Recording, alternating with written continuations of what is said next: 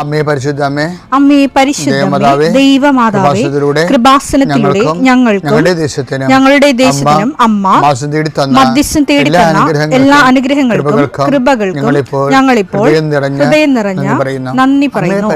അമ്മേ പരിശുദ്ധമേ ദൈവമാതാവേ 2004 ഡിസംബർ 7 ഉച്ചകഴിഞ്ഞ് 2:30 കൃപാസനത്തിൽ സംഭവിച്ച അമ്മയുടെ പ്രത്യക്ഷപ്പെടലിനെ കുറിച്ച് തിരുസഭയ്ക്ക് സമർപ്പിച്ചിരിക്കുന്ന പഠനരേഖകളുടെ സഭാത്മകമായ പഠനം ആരംഭിക്കുവാൻ ഞങ്ങൾ പ്രാർത്ഥിക്കുന്നു.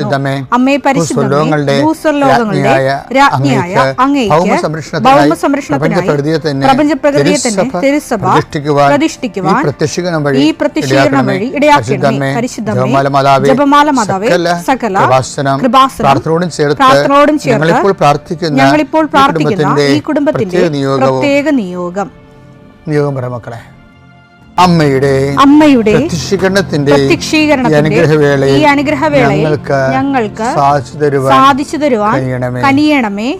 ആമേൻ. വിശ്വാസ പ്രമാണം. സർവശക്തനായ പിതാവും ആകാശത്തിന്റെയും ഭൂമിയുടെയും സൃഷ്ടാവുമായ ദൈവത്തിൽ ഞാൻ വിശ്വസിക്കുന്നു. അവിടുത്തെ ഏകപുത്രനും ഞങ്ങളുടെ കർത്താവുമായ ഈശോ മിശിഹായിലും ഞാൻ വിശ്വസിക്കുന്നു. ഈ പുത്രൻ പരിശുദ്ധാത്മാവിനാൽ ഗർഭസ്ഥനായി കന്യകാമറിയത്തിൽ നിന്ന് പിറന്ന് പൊന്തിയോസ് പീലാത്തോസിന്റെ കാലത്ത് പീഡകൾ സഹിച്ച് കുരിശിൽ തറയ്ക്കപ്പെട്ട് മരിച്ച് അടക്കപ്പെട്ട് പാതാളങ്ങളിൽ ഇറങ്ങി മരിച്ചവരുടെ ഇടയിൽ നിന്ന് 3-ാം നാൾ ഉയർത്ത് സ്വർഗത്തിലേക്ക് എഴുന്നള്ളി സർവശക്തിയുള്ള പിതാവായ ദൈവത്തിന്റെ വലതുഭാഗത്തിരിക്കുന്നു.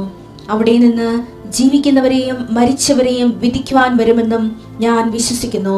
പരിശുദ്ധാത്മാവിലും ഞാൻ വിശ്വസിക്കുന്നു. വിശുദ്ധ കത്തോലിക്കാ സഭയിലും പുണ്യവാന്മാരുടെ ഐക്യത്തിലും പാപങ്ങളുടെ മോചനത്തിലും ശരീരത്തിന്റെ ഉയർപ്പിലും നിത്യമായ ജീവിതത്തിലും ഞാൻ വിശ്വസിക്കുന്നു. ആമേൻ.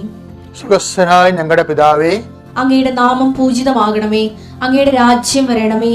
അങ്ങയുടെ തിരുമനസ് സ്വർഗത്തിലെ പോലെ ഭൂമിയിലും ആകണമേ. അന്നു വേണ്ടുന്ന ആഹാരം ഇന്ന് ഞങ്ങൾക്ക് തരണമേ. ഞങ്ങളോട് തെറ്റ് ചെയ്യുന്നവരോട് ഞങ്ങൾ ക്ഷമിക്കുന്നത് പോലെ ഞങ്ങളുടെ തെറ്റുകൾ ഞങ്ങളോടും ക്ഷമിക്കണമേ. ഞങ്ങളെ പ്രലോഭനത്തിൽ ഉൾപ്പെടുത്തരുതേ, തിന്മയിൽ ഞങ്ങൾ രക്ഷിക്കണമേ. ആമേൻ. നന്മ നിറഞ്ഞ മറിയമേ സ്വസ്തി. കർത്താവ് അങ്ങയുടെ കൂടെ സ്ത്രീകളിൽ അങ്ങ് അനുഗ്രഹിക്കപ്പെട്ടവളാകുന്നു. അങ്ങയുടെ ഉദരത്തിൻ ഫലമായി ഈശോ അനുഗ്രഹിക്കപ്പെട്ടവനാകുന്നു. പരിശുദ്ധ മറിയമേ തമ്പുരാന്റെ അമ്മേ, പാപികളായ ഞങ്ങൾക്ക് വേണ്ടി ഇപ്പോഴും ഞങ്ങളുടെ മരണസമയത്തും തമ്പുരാനോട് അപേക്ഷിക്കണമേ. ആമേൻ. കർത്താവേ നിന്റെ ഉന്നതമായ നാമത്തിന് സ്വസ്ഥം ചെയ്യും. കർത്താവേ നിന്റെ വിശുദ്ധ പൗരോഹിത്യത്തെ മഹത്വപ്പെടുത്തണമേ. കർത്താവെ സഭയിലുള്ള സാന്നിധ്യം പ്രകടമാക്കണം. 40 വർഷം ഞാൻ അർപ്പിച്ച കൃപാന്റെ യുഗതിയാണ്. കൃപാസ്ഥാനത്താറെ ജീവനോടെ പ്രത്യക്ഷപ്പെട്ട മാതാവിന്റെ മാധ്യസ്ഥ ഇന്ന് അങ്ങയുടെ മക്കളെ പ്രാർത്ഥന കൂടുന്ന എല്ലാ മക്കൾക്ക് വേണ്ടി പ്രാർത്ഥിക്കുകയാണ്. നിന്റെ കൂടെ അമ്മ ഉണ്ടാവുമെന്ന് ഓർക്കണം ദൈവപൈതലേ. കർത്താവ് കിടപ്പായിപ്പോയവർ, ഇങ്ങനെ ഒരു ആരോഗ്യമുണ്ട് പക്ഷെ കിടന്നു പോയവർ, ചിലപ്പോൾ അപകടം ഉണ്ടായി കിടന്നു പോയവർ, കർത്താവെ പ്രഷർ വന്ന് കിടന്നു പോയവർ, കർത്താവിൻ്റെ തിരുമുറുവാർന്ന വലതുകരം ആണിപ്രതാടുന്ന അത്ഭുതകരം ആ കിടന്നുപോയ മക്കളുടെ മേൽ ശരീരത്തിൽ തലക്കപ്പെടട്ടെ. യേശുക്രിസ്തു ഉന്നതമായ നാമത്തിൽ നീ സൗഖ്യം പ്രാപിക്കട്ടെ എന്ന് കൽപ്പിക്കുന്നു. കർത്താവെ പടലപ്പിണക്കങ്ങളും തൊഴുത്തിൽ കുത്തും മൂലം കുടുംബത്തിൽ കലഹവും കോലാഹലങ്ങളും സമാധാനം നഷ്ടപ്പെട്ട കുടുംബങ്ങൾ, നീ ഏത് ഭവനത്തിൽ പ്രവേശിക്കുമ്പോഴും ആ ഭവന സമാധാനം ആശംസിക്കണം. സമാധാന ദൂതൻ അവിടെ ഉണ്ടെങ്കിൽ നിൻ്റെ സമാധാനോടെ ഭരിക്കും. കർത്താവെ അടിയൻ്റെ പ്രാർത്ഥന കൊണ്ടും അമ്മയുടെ പ്രത്യക്ഷീകരണം കൊണ്ടും കർത്താവെ ആ കുടുംബങ്ങൾക്ക് സമാധാനം ഉണ്ടാകണമെന്ന് പ്രാർത്ഥിക്കുന്നു. പഠിക്കാൻ പോകുന്ന കുഞ്ഞുങ്ങൾ, പഠിക്കുന്നതിന് വേണ്ടി ഒരുങ്ങുന്ന കുഞ്ഞുങ്ങൾ, കർത്താവെ എന്തെല്ലാം കാര്യങ്ങൾക്ക് വേണ്ടി മക്കൾ വേദനിച്ചുകൊണ്ട് ആശങ്കപ്പെട്ടുകൊണ്ട് കണ്ണുനീരോടെ വിഷമിക്കുന്നുണ്ടോ ആ മേഖലയിലെല്ലാം പരിശുദ്ധാത്മ പ്രവർത്തിച്ചുകൊണ്ട് നിൻ്റെ വിഷയത്തിൽ ദൈവം തീരുമാനമെടുക്കാൻ പോകുന്നു. കർത്താവിൻ്റെ മുമ്പിൽ നീ ജാഗ്രതയോടെ പെരുമാറുക. കർത്താവെ അകലം വിട്ടുപോകുന്നവർ, രാജ്യം വിട്ടുപോകുന്നവർ, വീട് വിട്ടുപോകുന്നവർ, ഞങ്ങൾ കണ്ണുമ്പിൽ മറയുന്നവർ കർത്താവിൻ്റെ കൃപയാൽ നിറക്കപ്പെടട്ടെ എന്ന് പ്രാർത്ഥിക്കുന്നു. എൻ്റെ കർത്താവെ ജോലിയില്ലാത്തതിൻ്റെ പേരിൽ വിസ പുതുക്കാത്തതിൻ്റെ പേരിലും യാത്രയ്ക്ക് നാട്ടിലേക്ക് വരാൻ പറ്റാത്തതിൻ്റെ പേരിലും തിരിച്ചു പോകാൻ പറ്റാത്തതിൻ്റെ പേരിലൊക്കെ കുടുങ്ങിക്കിടക്കുന്നവർ, എൻ്റെ കർത്താവ് ഉന്നതമായ എന്തെങ്കിലും ബന്ധനങ്ങളെ ഞാൻ അർപ്പിച്ച 40 വർഷത്തെ ബലിയുടെ ശക്തിയാൽ ബന്ധിക്കുന്നു, അഴിച്ചു മാറ്റുന്നു. കർത്താവിൻ്റെ കരുണ നിന്നെ ആവശ്യിക്കുകയും നീ വിടുതൽ പ്രാപിക്കുകയും ചെയ്യട്ടെ. I command you in the name of Jesus Christ U B healed and delivered. പിതാവും പുത്രനും പരിശുദ്ധാത്മാവിനും ആമേൻ. എൻ്റെ പ്രിയപ്പെട്ടവരെ, കഴിഞ്ഞ ദിവസങ്ങളിലെ 5 വചനം എടുത്തായിരുന്നു. നമുക്കതൊന്നിരിക്കാം. മർക്കോസ് 1:45. എന്നാൽ അവൻ പുറത്തു ചെന്ന് വളരെ കാര്യങ്ങൾ പ്രഘോഷിക്കാനും പ്രസിദ്ധമാക്കാനും തുടങ്ങി. തന്മൂലം പിന്നീട് പട്ടണത്തിൽ പരസ്യം പ്രവേശിക്കാൻ യേശുവിന് സാധിച്ചില്ല. അവൻ പുറത്ത് വിജനപ്രദേശങ്ങളിൽ തങ്ങി. ജനങ്ങളാകട്ടെ എല്ലായിടങ്ങളിൽ നിന്ന് അവന്റെ അടുത്ത് വന്നുകൊണ്ടിരുന്നു. ഇതിനകത്ത് എനിക്കിഷ്ടപ്പെട്ട വചനം അറിയാം, തങ്ങി എന്നുള്ള വാക്കാണ്. നമ്മൾ കഴിഞ്ഞ ദിവസങ്ങളിൽ പറഞ്ഞത് എന്താണ്? ഒരു വഴി അടഞ്ഞെന്ന് കണ്ടാൽ, അല്ല അവിടെ കലുഷിതമാണെന്ന് കണ്ടാൽ കർത്താവ് വേറെ വഴിയെ പോകും. അതുപോലെ തന്നെയാണ് ഇപ്പോൾ ആ കുഷ്ഠരോഗി സുഖപ്പെട്ടപ്പോൾ അവരോട് പറഞ്ഞായിരുന്ന കർത്താവ്, ആരോടും ചെന്നൊന്നും പറഞ്ഞേക്കരുത് എന്ന് പറഞ്ഞായിരുന്നു. പക്ഷേ ആ അണ്ണൻ പോയി എല്ലാവരോടും പറഞ്ഞ്. അത് കാരണം യേശുവിനെ പരസ്യമായി നടക്കാൻ പറ്റുന്നതിനല്ല, യേശുവിനെ ശത്രുക്കൾ യേശുവിനെ അന്വേഷിക്കാൻ തുടങ്ങി. അപ്പോൾ ശത്രുപാളയത്തിൻ്റെ മണം വന്നപ്പോൾ യേശു എന്ത് ചെയ്ത്? പിന്നെ പ്രൊസീഡ് ചെയ്തില്ല. പിന്നെ എന്ത് ചെയ്ത്? അവൻ വിജനപ്രദേശത്ത് തങ്ങി എന്നാണ് പറയണത്. വിജനപ്രദേശം എന്ന് പറഞ്ഞാൽ എന്താണെന്ന് അറിയാമല്ലോ, അത് ഒരേ സമയം തന്നെ ദൈവസന്നിധാനമാണ്. ദൈവസന്നിധാനത്തേക്ക് അവൻ തങ്ങുകയാണ്. നമുക്ക് ചുറ്റും വിഷയങ്ങൾ കോംപ്ലിക്കേറ്റഡ് ആകുമ്പോൾ നമുക്ക് തങ്ങേണ്ടി വരും കർത്താവിൻ്റെ അടുത്ത്. പിന്നെ മുന്നോട്ട് പോകരുത്. ഇപ്പോൾ കേസ് കൊടുക്കേണ്ട കേസാണെങ്കിലും, ഇപ്പോൾ ഞാൻ ചിലരോടൊക്കെ പറയും, കേസ് കൊടുക്കേണ്ട, വരട്ടെ, വെയിറ്റ് ചെയ്യും, പ്രാർത്ഥിക്കുമെന്ന് പറയും. എന്താ കാര്യം? ഇപ്പോഴും നമ്മൾ ഈ കേസ് കൊടുക്കാൻ വേണ്ടി ഇങ്ങനെ വികാരം കൊണ്ട് നിൽക്കുന്ന ആൾക്കാരില്ലേ, അവരുടെ ഇപ്പോഴത്തെ വികാരമാണത്. അപ്പം നമ്മൾ ആ ഒരു അരിശത്തിൽ പോയി ആറ്റിച്ചാടിക്കഴിഞ്ഞാൽ എന്ത് ചെയ്യും? പിന്നെ നമുക്ക് കുറച്ച് കഴിയുമ്പോൾ കേസ് പരിശുദ്ധാത്മാവ് പ്രവർത്തിക്കാൻ തന്ന സമയത്ത് കേസ് പിൻവലിക്കാൻ തോന്നും. കാര്യം നമ്മൾ അറിയാതെ നമ്മുടെ വക്കീൽ തന്നെയായിരിക്കും അപ്പുറത്തെ വക്കീലും, അല്ലെങ്കിൽ നമ്മുടെ വക്കീലും, നമ്മുടെ വാദിയാണെങ്കിൽ പ്രതിഭാ വക്കീലും ഈ നമ്മുടെ വക്കീൽ കൂടി ഒരു ക്ലാസ്സിൽ പഠിച്ച ആൾക്കാരായിരിക്കും. യവന്മാർ തമ്മിലുള്ള യുദ്ധമല്ലേ കോടതിയിൽ. അപ്പോൾ അവർ എന്ത് ചെയ്യും? അവർ 10 പൈസ ഇവരിൽ നിന്ന് രണ്ടുപേരിൽ നിന്ന് ഉണ്ടാക്കിയിട്ട് ആ സംഭവം അവസാനം കൊണ്ട് കോംപ്രമൈസ് ആക്കും. എന്നാൽ പിന്നെ ഇത് ആദ്യം ചെയ്യാൻ പാടില്ലേ, അത് ചെയ്താൽ അവർക്ക് കാശ് കിട്ടുക. അപ്പോൾ അതുകൊണ്ട് ചില സമയത്ത് നമ്മൾ പ്രൊസീഡ് ചെയ്യരുത്. ഇപ്പം നമ്മൾ പറയത്തില്ല, എല്ലാവരും പറഞ്ഞില്ലേ, ട്രാഫിക് ലോ ഇല്ലേ, സ്റ്റോപ്പ്, ലുക്ക് ആൻഡ് പ്രൊസീഡ് എന്ന്. ട്രാഫിക് ലോ ആണത്. ഒരു റോഡ് കവർ ചെയ്യുമ്പോൾ നമ്മൾ ആദ്യം സ്റ്റോപ്പ് ചെയ്യണം. വന്ന് വരെ അങ്ങോട്ട് കയറി പോകരുത്. ചിലപ്പോൾ ഇടികൊണ്ട് ചിലപ്പോൾ ചമ്മന്തി പരുവത്തിലാവും. അത് സ്റ്റോപ്പ്, പിന്നെ എന്ത് ചെയ്യണം? ലുക്ക്, പിന്നെ എന്ത് ചെയ്യണം? പ്രൊസീഡ്. അങ്ങനെ അത് ട്രാഫിക് ലോ അല്ലേ. പക്ഷേ ബൈബിളിൽ ലോ ലുക്കില്ല എൻ്റെ അടുത്ത്. സ്റ്റോപ്പ് എന്ന് പറഞ്ഞതിന് ശേഷം പിന്നീട് പറയും ഹാൾട്ട് എന്ന് പറയും. അതാണ് തങ്ങുക എന്ന് പറയുന്നത്. Stop, halt and proceed. Halt എന്നാണ് പറയണത്, അല്ല ലുക്ക് എന്നല്ല പറയണത്. ലുക്ക് എന്ന് പറയുമ്പോൾ അങ്ങോട്ട് നോക്കിയാണ്ട് നോക്കി വണ്ടി അങ്ങനെ ചാടി പോകും, അതല്ല ഹാൾട്ട്. കാരണം നീ അങ്ങോട്ട് ചെന്നിട്ടും വലിയ കാര്യമൊന്നുമില്ല. അപ്പം നീയല്ലേ പോണത്. റോഡ് ക്രോസ് ചെയ്യണമല്ല ലക്ഷ്യം. റോഡ് ക്രോസ് ചെയ്തിട്ട് നീ എന്ത് ചെയ്യും എന്നുള്ളതാണല്ലോ ലക്ഷ്യം. റോഡ് ക്രോസ് ചെയ്യുന്ന ഒരു മാർഗം മാത്രമല്ലേ. റോഡ് എന്തിനാണ് അപ്പുറത്ത് ചെല്ലണത്? അതല്ലേ ലക്ഷ്യം. അപ്പോൾ അതുകൊണ്ട് ബൈബിൾ പറയും സ്റ്റോപ്പ്, ലുക്ക് ആൻഡ് പ്രൊസീഡ് അല്ല, സ്റ്റോപ്പ്, ഹാൾട്ട് ആൻഡ് പ്രൊസീഡ്. ചില സമയത്ത് ഹോൾട്ട് ചെയ്യണം. കേസൊന്നും കൊടുക്കേണ്ട, അവിടെ നിൽക്കാൻ പറയണം കേട്ടെ. എന്നിട്ട് പ്രെയർ ചെയ്യണം, എംപവർ ചെയ്യണം. നമ്മളെ തന്നെ എംപവർ ചെയ്യണം. പിന്നെ നമ്മൾക്ക് വേണ്ടി വാദിക്കാൻ കർത്താവ് ഫീൽഡിൽ വരണവരെ നമ്മൾ വെയിറ്റ് ചെയ്യണം. കാരണം ദൈവം പണ്ടുപോലെ വാദിക്കുന്ന ആളാണ്, തൻ്റെ മക്കൾക്ക് വേണ്ടി വാദിക്കുന്ന ആളാണ്. അപ്പോൾ നമ്മളെന്താ ചെയ്യണത്? തൻ്റെ മക്കളായിരിക്കാൻ വേണ്ടിയുള്ള യോഗ്യത നേടാൻ വേണ്ടിയാണ് നമ്മളെ തന്നെ ഒരുക്കണം സുവിശേഷവിഹിതമായിട്ട്. എൻ്റെ പേര് Mercy Rosel, Thrissur Pattikkad Saint Francis Forane church ഇടവകക്കാരിയാണ്. 2019 ജൂൺ 1-ാം തീയതിയാണ് ഞാൻ ഉടമ്പടി എടുത്തത്. ആ സമയത്ത് എൻ്റെ ബിസിനസ്സിൽ വളരെയധികം തകർച്ച നേരിട്ടതുകൊണ്ട് മക്കൾക്ക് പഠിക്കാൻ, മോള് ഹോമിയോ ഡോക്ടറാണ്, മോൻ BArc പഠിച്ചുകൊണ്ടിരിക്കുകയാണ്. അവരെ പഠിപ്പിക്കാനുള്ള സാമ്പത്തിക കടബാധ്യത കാരണം ഒരു 4.5 ലക്ഷം രൂപ ഓഗസ്റ്റ് മാസത്തിൽ തിരികെ ആവശ്യപ്പെട്ടു. 15, 20, 25 ഒക്കെ ആയിട്ടാണ് ഞാൻ വാങ്ങിയിരുന്നത്. അപ്പോൾ എൻ്റെ മുന്നിൽ ഒരു 5 സെൻറ്റ് സ്ഥലവും ഒരു KSFE 8 ലക്ഷം രൂപയുടെ കുറിയും ഉണ്ടായിരുന്നു. എൻ്റെ മുന്നിൽ വേറെ വഴിയൊന്നും ഉണ്ടായിരുന്നില്ല. KSFE കുറി കിട്ടണമെങ്കിൽ ഒന്നില്ലെങ്കിൽ നറുക്ക് കിട്ടണം, ഇല്ലയെന്നുണ്ടെങ്കിൽ വന്നിട്ടുള്ളവരുടെ നറുക്കിൽ നിന്നും അവരിൽ നിന്നും നറുക്കിട്ട് കിട്ടിയാൽ മാത്രമേ നമുക്ക് കുറി കിട്ടുള്ളൂ. ഞാൻ ജൂൺ 24 കുറി ദിവസം. ജൂൺ 24 കുറി കിട്ടിയാലേ ജൂലൈയിൽ പൈസ കിട്ടുള്ളൂ. ഓഗസ്റ്റിൽ എനിക്ക് ഇത്രയും പൈസ കൊടുക്കാൻ സാധിക്കുള്ളൂ. ജൂൺ 24 ഞാൻ കൃപാസനത്തിൽ വന്ന് പ്രാർത്ഥിക്കാൻ എൻ്റെ കുറി ബുക്കും കൊണ്ടാണ് ഞാൻ വന്നത്. കുറി ബുക്ക് 3 മണിക്ക് കുറി ലേലം അവിടെ നടക്കുമ്പോൾ മാതാവിൻ്റെ കയ്യിൽ ഏൽപ്പിക്കണം. ഇവിടെ നിന്ന് ആ കുറി കിട്ടാതെ എനിക്ക് പുറത്തേക്ക് പോയാൽ പിന്നെ മറ്റുള്ളവരുടെ മുഖത്ത് നോക്കാൻ പറ്റില്ല, എങ്ങനെ ജീവിക്കും എന്നുള്ള അത്ര നിരാശയിലാണ് ഞാൻ വന്നത്. ഇവിടെ 2:30 പ്രാർത്ഥന കഴിഞ്ഞു. 3 മണിയായപ്പോൾ മാതാവിൻ്റെ അടുത്ത് കുറി ബുക്ക് തൊടിപ്പിക്കാൻ നോക്കുമ്പോൾ തിരമാല പോലെ 3 സൈഡിൽ നിന്ന് ആൾക്കാർ വന്ന് എന്നെ പുറത്തേക്ക് അങ്ങോട്ട് ബാക്കിലേക്ക് കൊണ്ടുപോയി. ഞാൻ അവിടെ നിന്ന് പ്രേക്ഷിതയുടെ കയ്യിൽ ബുക്ക് ഏൽപ്പിച്ചിട്ട് മാതാവിനെ തൊട്ട് പ്രാർത്ഥിച്ചു. 4 മണി വരെ മെസ്സേജൊന്നും വന്നില്ല. അപ്പോൾ അവിടെ മോളും എൻ്റെ ഫ്രണ്ടുമാണ് കുറി വിളിക്കാൻ പോയിട്ടുണ്ടായിരുന്നത്. ഞാൻ മെസ്സേജ് വരാതെ ഇപ്പം ഞാൻ മാതാവിനോട് ചോദിച്ചു, മാതാവേ ഞാൻ ഇവിടെ നിന്ന് പോയാൽ എനിക്ക് എന്താണ് പ്രതീക്ഷ? അപ്പം മാതാവ് എൻ്റെ മുഖത്ത് നോക്കി ഒന്ന് ചിരിച്ചു. അത് പരിഹസിക്കുകയാണോ അത് വാത്സല്യമാണോ എന്ന് എനിക്ക് മനസ്സിലായില്ല. ഞാനിവിടെ നിന്ന് 4 മണിക്ക് ബസ് കയറി. ബസ് ഭയങ്കര തിരക്കായിരുന്നു. എറണാകുളം എത്താറായപ്പോൾ സീറ്റ് കിട്ടി. ഞാൻ നോക്കി, മോളുടെ മെസ്സേജ്, അമ്മയ്ക്ക് ആദ്യത്തെ കുറി നറുക്ക് കിട്ടിയെന്ന് പറഞ്ഞിട്ട്. ഞാൻ അങ്ങനെ വീട്ടിൽ ചെന്നു. അപ്പോൾ ലേലം 8 ലക്ഷം രൂപയാണ്, 4 ലക്ഷം രൂപയാണ് നറുക്ക്. എനിക്ക് 4.5 ലക്ഷം രൂപയാണ് ഓഗസ്റ്റ് മാസത്തിലെ കടം. ബാക്കിയുള്ള 25 ലക്ഷം രൂപയിൽ കടം വേറെ ഉണ്ടായിരുന്നു. ഞാൻ വീട്ടിൽ ചെന്നപ്പോൾ മോള് പറയാണ്, കുറി പൊക്കുമില്ല, കുറിയുടെ അമ്മ സൈൻ ചെയ്തിട്ടുമില്ല. അവർ പറഞ്ഞു നറുക്കിടാൻ പേര് കൊടുക്കാൻ പറ്റില്ല എന്ന്.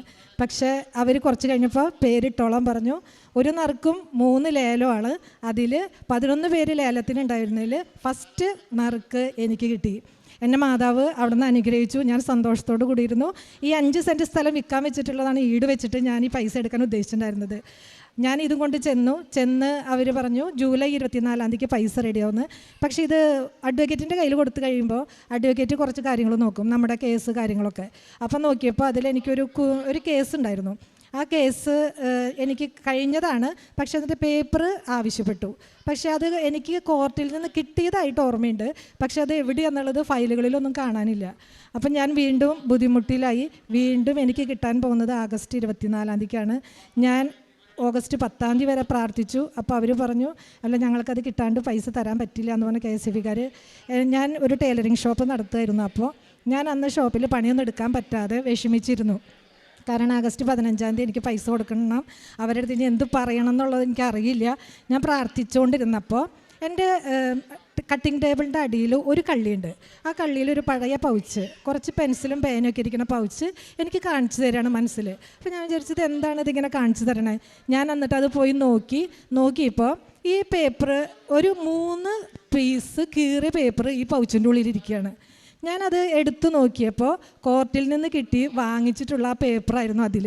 ഞാൻ ആ പേപ്പർ ഒരുമിച്ച് വെച്ച് നോക്കിയപ്പോൾ 3 പീസായിട്ടുണ്ടെങ്കിലും ഒരു ലെറ്റർ പോലും അതിൽ നിന്ന് വിട്ടുപോയില്ല. ഞാൻ വേഗം ടേപ്പ് ഒട്ടിച്ച് അത് കറക്റ്റ് ചെയ്ത് ഞാൻ ഫോട്ടോ കോപ്പി എടുത്തിട്ട് ഞാൻ KSFEയിൽ കൊണ്ടു കൊടുത്തു. അപ്പോൾ അവർ പറഞ്ഞു ഇന്ന് 10 ആയി, ഇനി സമയമില്ല, 15 കിട്ടില്ല. അപ്പോഴും ഞാൻ മാതാവിനോട് ഉറച്ച് പ്രാർത്ഥിച്ചു, എന്തായാലും ഇത്രയായില്ലോ, ഇനി മാതാവ് എന്നെ എന്തെങ്കിലും കൈവിടില്ല. അങ്ങനെ ഞാൻ 14 എനിക്ക് എന്തായാലും 15 പൈസ കൊടുക്കാമെന്ന് പറഞ്ഞൊരു കൊടുക്കണം മാതാവേ എന്ന് പറഞ്ഞിട്ടാണ് ഞാൻ പ്രാർത്ഥിച്ചുകൊണ്ടിരുന്നത്. 14 3 മണിക്ക് KSFEയിൽ നിന്ന് ഫോൺ കോൾ വന്നു, നിങ്ങളുടെ പൈസ ഓക്കെ ആയിട്ടുണ്ട്, നിങ്ങൾക്ക് ബാങ്കിലേക്ക് പൈസ അയച്ചിട്ടുണ്ടെന്ന്. എൻ്റെ മാതാവ് അനുഗ്രഹിച്ചു എന്ന് പറഞ്ഞാൽ എനിക്ക് അതിൽ പരം സന്തോഷമൊന്നുമില്ല. അങ്ങനെ ആഗസ്റ്റ് 15 4.5 ലക്ഷം രൂപ കൊടുക്കാനുള്ളവർക്ക് കൊടുക്കാൻ പറ്റി. വീണ്ടും പ്രതിസന്ധി തന്നെ. 25 ലക്ഷം രൂപയുള്ളതിൽ ഇതൊന്നുമല്ല. അപ്പോൾ പിന്നെയുള്ളത് ഒരു 5 സെൻറ്റ് സ്ഥലമാണ്. 5 സെൻറ്റ് സ്ഥലം എന്ന് പറഞ്ഞാൽ ബാക്കിൽ കാനയായിട്ട് ഇടിഞ്ഞു കിടക്കുന്ന ഒരു സ്ഥലമാണ്. അപ്പം ഞാൻ സെൻറ്റിന് 3 ലക്ഷം രൂപ വെച്ച് വാങ്ങിച്ചു. പക്ഷേ ഇത് കണ്ടപ്പോൾ 2.5 ലക്ഷം രൂപയ്ക്കാണ് എല്ലാവരും ചോദിക്കണത്. 15 ലക്ഷം രൂപയ്ക്ക് വാങ്ങിച്ച സ്ഥലം 12.5 ലക്ഷം രൂപയ്ക്കാണ് ചോദിക്കണത്.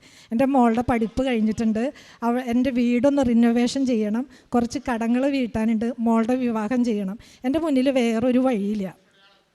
അപ്പം ഞാൻ വീണ്ടും ഉടമ്പടി എടുത്തു, പ്രാർത്ഥിച്ചു, എന്നും പ്രാർത്ഥിച്ചുകൊണ്ടിരിക്കും. അങ്ങനെ ഞാൻ ഇവിടെ നിന്ന് കിട്ടിയ ഉപ്പ് ആ പറമ്പിൽ കൊണ്ടുപോയിട്ട് പ്രാർത്ഥിച്ചു, മാതാവ് എനിക്ക് കൂടുതലില്ലെങ്കിലും ഞാൻ കൊടുത്ത പൈസയെങ്കിലും എനിക്ക് കിട്ടിയാൽ എനിക്ക് അത്യാവശ്യം കുറച്ച് കടങ്ങൾ വീട്ടാം, എൻ്റെ വീടൊന്ന് റിനോവേഷൻ ചെയ്യാം, മോളുടെ വിവാഹകാര്യം ആലോചിക്കാമെന്ന് വിചാരിച്ചു. അങ്ങനെ ഞാൻ അവിടെ വിശ്വാസ പ്രമാണം ചൊല്ലി 2-3 പ്രാവശ്യമൊക്കെ പോയി പ്രാർത്ഥിച്ചു. അങ്ങനെ എനിക്ക് ആ സ്ഥലം 15,25,000 രൂപ ലാഭം കിട്ടി. 25,000 ലക്ഷം രൂപയ്ക്ക് 15,25,000 രൂപയ്ക്ക് ഞാനത് വിറ്റു. അത്യാവശ്യം ഇതുപോലെ തന്നെ പഠിച്ച കടങ്ങൾ ഒരുമിച്ച് വാങ്ങിച്ചവരുണ്ടായിരുന്നു. അങ്ങനെ ഒരു 10 ലക്ഷം രൂപയുടെ കടം വീട്ടി. ബാക്കി വീടൊന്ന് റിനോവേഷൻ ചെയ്തു. പിന്നെ മോളുടെ വിവാഹം നടക്കാൻ തുടങ്ങി. അപ്പോൾ മോളുടെ വിവാഹത്തിന് എൻ്റെ കയ്യിൽ പൈസ ഇല്ല. അതിലാകെയുള്ളത് ഒരു 3 ലക്ഷം രൂപയാണ്. അപ്പോൾ ഡോക്ടറല്ലേ, അപ്പോൾ ഡോക്ടർക്ക് അനുസരിച്ചുള്ള ആൾക്കാർ വരാൻ തുടങ്ങി. അപ്പോൾ വിവാഹങ്ങൾ ഞങ്ങൾക്ക് താല്പര്യമില്ല, കാരണം അവർ വരുന്നവരുടെ ഒരു സ്റ്റാൻഡേർഡിനനുസരിച്ച് ഞങ്ങളുടെ വീടില്ല. എന്നാലും വീട് ചെറുതായിട്ടൊന്ന് മോടിയൊക്കെ പിടിപ്പിച്ചു. അങ്ങനെ 2020 മുതൽ കല്യാണം ആലോചിക്കാൻ തുടങ്ങി. 2022 ഒരു വിവാഹാലോചന വന്നു. അവർ ബഹ്റിനിൽ നിന്നാണ് പയ്യൻ വിളിച്ചത്. അപ്പോൾ അവൻ്റെ അടുത്ത് ഞാൻ ചോദിച്ചൊരു കാര്യം, അവിടെ മോൾക്ക് ഹോമിയോ ഡോക്ടറുടെ വേക്കൻസി ഉണ്ടോയെന്നാണ്. അപ്പോൾ അവൻ പറഞ്ഞു ഓക്കെ ഉണ്ട്. അത് ഞാൻ ചോദിച്ചപ്പോൾ അവന് ദേഷ്യം വന്നു. കാരണം ഒരു കല്യാണാലോചന വരുമ്പോൾ ആദ്യം തന്നെ ജോലി ഉണ്ടോയെന്നാണ് ചോദിക്കണത്. എന്നെ സംബന്ധിച്ച് മക്കളെ പഠിപ്പിച്ച ബുദ്ധിമുട്ട്, അവർ അത്രയും കഷ്ടപ്പെട്ടിട്ടാണ് പഠിപ്പിച്ചെടുത്തതും അവർ പഠിച്ചതും. അപ്പോൾ അവർക്കൊരു വരുമാനം വേണം, വെറുതെ ഇരിക്കാൻ പറ്റില്ല എന്നുള്ളൊരു ചിന്ത എനിക്കുണ്ടായിരുന്നു. അപ്പോൾ അവനത് ഉച്ച കഴിഞ്ഞ് വിളിച്ചു പറഞ്ഞു ജോലിയുടെ വേക്കൻസി ഉണ്ട്. അങ്ങനെ അവർക്ക് അത് താല്പര്യമായി. അവൻ ഡിസംബറിൽ വന്നു. ഇവർ ഇഷ്ടപ്പെട്ടു, കല്യാണം ഉറപ്പിച്ചു. അവർ മുതലൊന്നും ചോദിച്ചില്ല. ഒരു വർഷത്തെ സമയത്തിന് നെക്സ്റ്റ് ഡിസംബറിലേക്ക് കല്യാണം ഉറപ്പിച്ച് അവൻ വീണ്ടും ലീവിന് പോയി. ഒരു വർഷമാവും. ഇപ്പോൾ 3 ലക്ഷം രൂപയിൽ കല്യാണത്തിന് എൻ്റെ കയ്യിലുണ്ടായിരുന്നത് 23 ലക്ഷം രൂപയുടെ അവൾക്ക് ആവശ്യമുള്ള എല്ലാ കാര്യങ്ങളും ചെയ്തിട്ടാണ് മോളുടെ കല്യാണം 2023 ജനുവരി 2 നടന്നത്. അപ്പോൾ മോൾക്ക് പറ്റിയ ഇണയും തുണയുമാണ്, ഞങ്ങൾക്ക് പറ്റിയ വീട്ടുകാരും, ഞങ്ങളോട് ചേർന്നൊരു വീട്ടുകാർ. ദൈവത്തിന് ഞാൻ നന്ദി പറയുകയാണ്. മോളവിടെ ചെന്നതിന് ശേഷം പിന്നെ ജോലിയുടെയാണ് പ്രശ്നം. അപ്പോൾ അവൾ അന്ന് മുതൽ അവൾ ഏപ്രിൽ 13 ബഹ്റിനിലേക്ക് പോയി. അവിടെ ചെന്ന് ജോലി അന്വേഷിക്കാൻ തുടങ്ങി. എല്ലായിടത്തും CV കൊടുക്കാൻ തുടങ്ങി. കാരണം അവൾക്ക് ജോലി അത്രയും അത്യാവശ്യമാണ്, അമ്മേനെ സഹായിക്കാൻ വേണ്ടിയിട്ടാണ്. അപ്പോൾ അവിടെ ചെന്ന് അവൾ ജോലി ഇല്ലാതെ വിഷമിച്ചിരിക്കണം. അങ്ങനെ പോയി അമ്മ ആരും വിളിച്ചില്ല എന്ന് പറയുമ്പോൾ ഞാൻ പിന്നെ പറഞ്ഞൊരു എക്സ്ക്യൂസാണ്, മോളെ പെൺകുട്ടികളൊക്കെ അല്ലേ, ഇനിയിപ്പോൾ ഒരു കുഞ്ഞുവാവയൊക്കെ ആവാം. കാരണം ഇനി ഒരു 10-30-35 വയസ്സൊക്കെ ആയിട്ട് ഇനി ജോലി നോക്കിയാൽ മതി, നിങ്ങൾ ഹാപ്പി ആയിട്ട് ജീവിക്കുക. അപ്പോൾ അമ്മ പ്രാർത്ഥിക്കണത്, ഇപ്പോൾ 27 വയസ്സായി അവൾക്ക്, അമ്മ പ്രാർത്ഥിക്കണത് ഒരു കുഞ്ഞുവാവയ്ക്ക് വേണ്ടിയിട്ടാണ്. മോൾ വിഷമിക്കണ്ട കേട്ടോ, മോൾക്ക് സമയമാകുമ്പോൾ ദൈവം ജോലി തരും, സന്തോഷമായിട്ടിരിക്കുക എന്ന് ഞാൻ പറഞ്ഞു. എങ്കിലും അവൾക്ക് ഉള്ളിൽ വിഷമമുണ്ടെന്ന് എനിക്കറിയാം. പക്ഷെ ഞാൻ അതൊരു എക്സ്ക്യൂസായിട്ട് എടുത്തിട്ട് ഞാൻ എൻ്റെ ബുദ്ധിമുട്ടുകളുണ്ടെങ്കിൽ ഞാൻ ഹാപ്പി ആയിട്ടിരിക്കുകയാണ്. ഞാൻ കൃപാസനത്തിലത്തെ ഇവിടുത്തെ എല്ലാ ടോക്കും കേൾക്കും. എല്ലാവർക്കും ഓരോരോ വിഷമങ്ങൾ പറയുമ്പോൾ അതിനനുസരിച്ച് ടോക്ക് കേൾക്കും. അതൊക്കെ ഞാൻ ഓരോരുത്തർക്ക് അയച്ചു കൊടുക്കും. അങ്ങനെ ഞാൻ അവിടെ ഇരുന്നിട്ട് തന്നെ പല കാര്യങ്ങളും ചെയ്തുകൊണ്ടിരിക്കുകയാണ്, ഇതെല്ലാവരിലേക്ക് സ്പ്രെഡ് ചെയ്യാൻ വേണ്ടിയിട്ട്. കാരണം അത്ര ആശ്വാസമാണ് എൻ്റെ, അല്ലെങ്കിൽ അത്ര സന്തോഷമാണ് എൻ്റെ അമ്മയും ഈശോയും എനിക്ക് തന്നുകൊണ്ടിരുന്നത്. ഞാൻ ഈ ഉടമ്പടി സാക്ഷ്യങ്ങൾ ഞാൻ കേൾക്കാറില്ല. കാരണം പത്രം വരും, പിന്നെ അതിലിങ്ങനെ ഓരോരുത്തരുടെ അനുഭവമല്ല. അപ്പം ഞാൻ ഒരുപാട് അനുഭവം എനിക്ക് തന്നെയുണ്ട്, ഇനിയിപ്പോൾ വേറെ എന്ത് അനുഭവം കേൾക്കാം. അപ്പം ഞാനൊരു ദിവസം കിച്ചണിൽ, അതായത് കഴിഞ്ഞ ജൂലൈ 15 ഞാൻ കിച്ചണിൽ വർക്ക് ചെയ്തുകൊണ്ടിരിക്കുമ്പോൾ ഉടമ്പടി സാക്ഷ്യം കേൾക്കണം എന്നാണ് എനിക്ക് തോന്നിയത്. പെട്ടെന്ന് ഞാൻ ഉടമ്പടി അത് എടുത്ത് ഓൺ ചെയ്തപ്പോൾ ഒരമ്മ പറയാണ്, ഒരു ഗവൺമെൻറ് നേഴ്സായ മോളുടെ ജോലി ഇവിടെ ലീവ് എടുത്തിട്ട് UK പോകാൻ വേണ്ടിയിട്ട് ശ്രമിച്ചു. എന്നിട്ട് UK പോകാൻ പറ്റാണ്ട് ഉടമ്പടി എടുത്തിട്ട് അത് സാധിച്ചു എന്ന് പറഞ്ഞിട്ട് അപ്പോൾ അമ്മ കരഞ്ഞു പ്രാർത്ഥിക്കുക. പെട്ടെന്ന് എൻ്റെ മനസ്സിലേക്കൊരു ചോദ്യം വന്നു, നീ ഇത്രയും ബുദ്ധിമുട്ടി പഠിപ്പിച്ച നിൻ്റെ മോൾക്ക് വേണ്ടി നീ എന്തേ പ്രാർത്ഥിക്കാത്തത്? ഞാൻ വേഗം കൈ കഴുകി മാതാവിൻ്റെ അടുത്ത് പോയി ചോദിച്ചു, മാതാവേ ഞാൻ തെറ്റിപ്പോയെങ്കിൽ ഞാൻ പ്രാർത്ഥിക്കാം, എന്താ ചെയ്യണ്ടേ? അപ്പോൾ മാതാവ് പറഞ്ഞു, മാതാവ് അച്ഛൻ പറഞ്ഞ പോലെ ഒരു ഡേറ്റ് എനിക്ക് തന്നതെന്ന് വെച്ചാൽ ജൂലൈ 15 മുതൽ ആഗസ്റ്റ് 15 വരെ. അങ്ങനെ ആഗസ്റ്റ് 30 ദിവസം ഞാൻ കൊന്തെത്തിച്ച് പ്രാർത്ഥിക്കാം. അപ്പോൾ ഇരുന്ന് കൊന്തെത്തിച്ച് എല്ലാ പ്രാർത്ഥനകളോട് കൂടി ചെല്ലാൻ പറ്റില്ലല്ലോ. അപ്പോൾ നന്മ നിറഞ്ഞ മറിയം ചെല്ലാവുന്ന അത്ര ചെല്ലാമെന്ന് ഞാൻ തീരുമാനമെടുത്തു. അങ്ങനെ നന്മ നിറഞ്ഞ മറിയം ചെല്ലിയപ്പോൾ എനിക്കൊരു പ്രശ്നം എന്താ വെച്ചാൽ, നമുക്കെല്ലാവർക്കും ചെറുപ്പം മുതലേ നമ്മളിങ്ങനെ ഉരുവെട്ടുകൊണ്ടിരുന്നത് പല വിചാരത്തോടു കൂടി നന്മ നിറഞ്ഞ മറിയാണോ, അന്നതവേണ്ടകാരാണോ, ഒന്നും കുറച്ച് കഴിയുമ്പോൾ മറന്നു പോകും, പല വിചാരം വരും. അപ്പം ഞാൻ എന്ത് ചെയ്തെന്ന് വെച്ചാൽ ഈ തീഷ്ണത കുറയാതിരിക്കാൻ വേണ്ടിയിട്ട് ഇംഗ്ലീഷിൽ നന്മ നിറഞ്ഞ മറിയം പഠിച്ചു. അങ്ങനെ ഞാനത് 2-3 ദിവസം കൊണ്ട് പഠിച്ച് ഇംഗ്ലീഷിലായി. അപ്പോൾ പിന്നെ ശ്രദ്ധിച്ചേ ചെല്ലുള്ളൂ. അങ്ങനെ ഞാൻ 400-500 നന്മ നിറഞ്ഞ മറിയം ചൊല്ലി പ്രാർത്ഥിക്കാൻ തുടങ്ങി. അങ്ങനെ ഓഗസ്റ്റ് 1 അപ്പോൾ 5 ആയിപ്പോൾ, ജൂലൈ 20 ആയിപ്പോൾ എന്നോട് തോന്നുകയാണ്, നീ മോളോട് പറഞ്ഞിട്ടില്ല പ്രാർത്ഥിക്കുന്നത്, മോളോട് പറയേ, അവളുടെ എല്ലാ ആവശ്യം. അപ്പോൾ എൻ്റെ ഒരു ആഗ്രഹം എന്ന് വെച്ചാൽ 15 ആകുമ്പോഴേക്കും ജോലി കിട്ടിയിട്ട് അപ്പോൾ പറയണം, എനിക്ക് ഇവിടെ വന്നിട്ട് ഉടമ്പടി സാക്ഷി എടുക്കേണ്ടത്, നിനക്ക് ഇങ്ങനെ എടുത്തു എന്ന് പറയാം. അപ്പോൾ ഞാൻ മാതാവ് പറഞ്ഞതെന്ന് വെച്ചാൽ ഇവിടെ വന്നിട്ട് ഉടമ്പടി സാക്ഷി എടുക്കാം, ഇവിടെ വന്നിട്ട് സാക്ഷ്യം പറയാം, ഉടമ്പടി എടുക്കാം, അമ്മ മാതാവെ പ്രാർത്ഥിക്കണേ എന്നാണ് ഞാൻ അപ്പം തന്നെ പേപ്പറിൽ എഴുതി വെച്ചത്. അങ്ങനെ മോളും പ്രാർത്ഥിക്കാൻ തുടങ്ങി. ആഗസ്റ്റ് 1 അവൾക്ക് ഫസ്റ്റ് ഇൻ്റർവ്യൂ വന്നു. ആഗസ്റ്റ് 3 സെക്കൻഡ് ഇൻ്റർവ്യൂ വന്നു. ആഗസ്റ്റ് 15 ആയി ഒരു വിളിയും ഇൻ്റർവ്യൂന്നൊന്നും വന്നില്ല. അപ്പം മോള് പറഞ്ഞു, അമ്മയല്ലേ പറഞ്ഞത് ഇങ്ങനെ വിഷമിക്കേണ്ട, കിട്ടും, 15 ആകുമ്പോഴേക്കും ജോലി കിട്ടുമെന്ന്. അപ്പോൾ ഇവിടെ കൃപാസനത്തിൽ നമ്മുടെ ജോസഫ് അച്ഛൻ പറഞ്ഞൊരു കാര്യം എൻ്റെ മനസ്സിലേക്ക് വന്നു. അവളോട് പറഞ്ഞു, അച്ഛൻ ഇവിടെ ഒരു ദിവസം പറഞ്ഞു, നിങ്ങൾ ഈ ഈശോയ്ക്കും മാതാവിനും വിട്ടു കൊടുത്തിട്ട് ഈ പട്ടിമുള്ളിയ മോന്തയായിട്ട് ഇവിടെ ഇരിക്കണ്ട, ഒക്കെ പോകാൻ പറഞ്ഞു. അപ്പോൾ അത്രേ വിശ്വാസമുള്ളൂ. അപ്പോൾ ഞാൻ മോളോട് ഈ കാര്യം പറഞ്ഞു. പിന്നെ അച്ഛനൊരു കാര്യം പറഞ്ഞു, നിങ്ങൾ ഏതിനാണോ കൂടുതൽ പ്രാധാന്യം കൊടുക്കുന്നത് അതാണ് നിങ്ങൾ ഒന്നാമതായിട്ട് നിങ്ങൾ ആഗ്രഹിക്കുന്നതും ഇഷ്ടപ്പെടുന്നത്. അപ്പോൾ 1-ാം പ്രമാണം ലംഘനമാണ്. അത് ഞാൻ മോളോട് പറഞ്ഞു. നീ ജോലിക്കായിട്ട് നീ ശ്രമിക്കുന്നുണ്ടെങ്കിൽ നീ വിഷമിക്കാൻ പാടില്ല, നീ സന്തോഷത്തോടു കൂടി ഇരിക്കുക. അപ്പം നീ ജോലിനെയാണ് നീ സ്നേഹിക്കുന്നത്, അത് വിട്ടിട്ട് ഈശോയിനെ സ്നേഹിക്കുന്നത് നിനക്ക് സമയത്തിന് കിട്ടുന്നു. അങ്ങനെ ഇൻ്റർവ്യൂ കഴിഞ്ഞു. 30 ആയി, ജോലി കിട്ടിയില്ല. ഓഗസ്റ്റ് 15 ആയി, ജോലി കിട്ടിയില്ല. ഓഗസ്റ്റ് 15 കഴിഞ്ഞപ്പോൾ ഞാൻ പറഞ്ഞു, മോളെ നന്നായി പ്രാർത്ഥിക്കണം. അപ്പോൾ അവൾ പറഞ്ഞു, അമ്മേ മാതാവിൻ്റെ ബർത്ത്ഡേ അല്ലേ വരണേ, അപ്പോൾ സെപ്റ്റംബർ 8. അപ്പോൾ ഞാനും പ്രാർത്ഥിച്ചു, സെപ്റ്റംബർ 8 അമ്മയ്ക്ക് ഒരു ബർത്ത്ഡേ ഗിഫ്റ്റായിട്ട് എൻ്റെ മോൾക്ക് ജോലി കൊടുക്കണം. അങ്ങനെ മോള് 1 മുതൽ പ്രാർത്ഥിക്കാൻ തുടങ്ങി. അന്ന് അവൾക്കൊരു വചനം കിട്ടിയതാണ്, വിശുദ്ധ ലൂക്ക എഴുതിയ സുവിശേഷം 18-27 മനുഷ്യനാൽ അസാധ്യം ദൈവത്തിന് സാധ്യം. ഇത് പറഞ്ഞ് അവൾ വചനം പറഞ്ഞ് പ്രാർത്ഥിക്കാൻ തുടങ്ങി. അങ്ങനെ 1 മുതൽ 7 വരെ പ്രാർത്ഥിച്ചു. ഇൻ്റർവ്യൂവിൽ നിന്നൊരു വിളിയും വന്നില്ല. 7 രണ്ടാമത് അറ്റൻഡ് ചെയ്ത ഇൻ്റർവ്യൂവിൽ നിന്ന് വിളി വന്നവൾക്ക് ഓഫർ ലെറ്റർ സൈൻ ചെയ്യാൻ ചെല്ലാൻ പറഞ്ഞിട്ട്. സെപ്റ്റംബർ 8 മാതാവിൻ്റെ ബർത്ത്ഡേയുടെ അന്ന് അവൾ ഓഫർ ലെറ്റർ സൈൻ ചെയ്ത് കൊടുത്തു. ജോലിക്ക് വേണ്ടിയിട്ട് വിസ അപ്രൂവ് ചെയ്തുകൊണ്ടിരിക്കുകയാണ്. അവളുടെ താമസിക്കുന്ന വീടിൻ്റെ അടുത്ത് തന്നെ മെഡിക്കൽ ഓഫീസറായിട്ടാണ് ജോലി കിട്ടിയത്. ഇന്നലെ വൈകുന്നേരം അവൾ ഫസ്റ്റ് അറ്റൻഡ് ചെയ്ത ഇൻ്റർവ്യൂയുടെ ഹോസ്പിറ്റലിൽ നിന്ന് വിളിച്ചിരിക്കുകയാണ്. എന്തായി ജോലി? അപ്പോൾ ഇങ്ങനെ കൊടുത്തു. അല്ല, അത് ക്യാൻസൽ ചെയ്തിട്ട് ഇങ്ങോട്ട് വായോ, ഞങ്ങൾ ഇവിടെ നിനക്ക് ജോലി തരാം, അവിടത്തേക്കാളും ശമ്പളം തരാമെന്ന് പറഞ്ഞിട്ട് ഇന്നലെ രാത്രി 10 മണിക്ക് വിളിച്ചു. ഞാൻ മാതാവിനോട് പറഞ്ഞൊരു കാര്യമാണ്, മാതാവേ ജോലി കൊടുക്കുകയാണെങ്കിൽ ഞാൻ ഇവിടെ ഒന്ന് സാക്ഷ്യം പറയാം, അമ്മയുടെ ഉടമ്പടി ഞാൻ വന്നിട്ട് ഇവിടെ നിന്ന് പുതുക്കാമെന്ന് പറഞ്ഞിട്ട്. ഇപ്പം ഞാൻ ആ സാക്ഷ്യം പറയാനാണ് ഞാൻ ഇന്ന് വന്നിരിക്കുന്നത്. അമ്മയ്ക്കും തിരുക്കുമാരനും 1000 നന്ദി പറയുന്നു.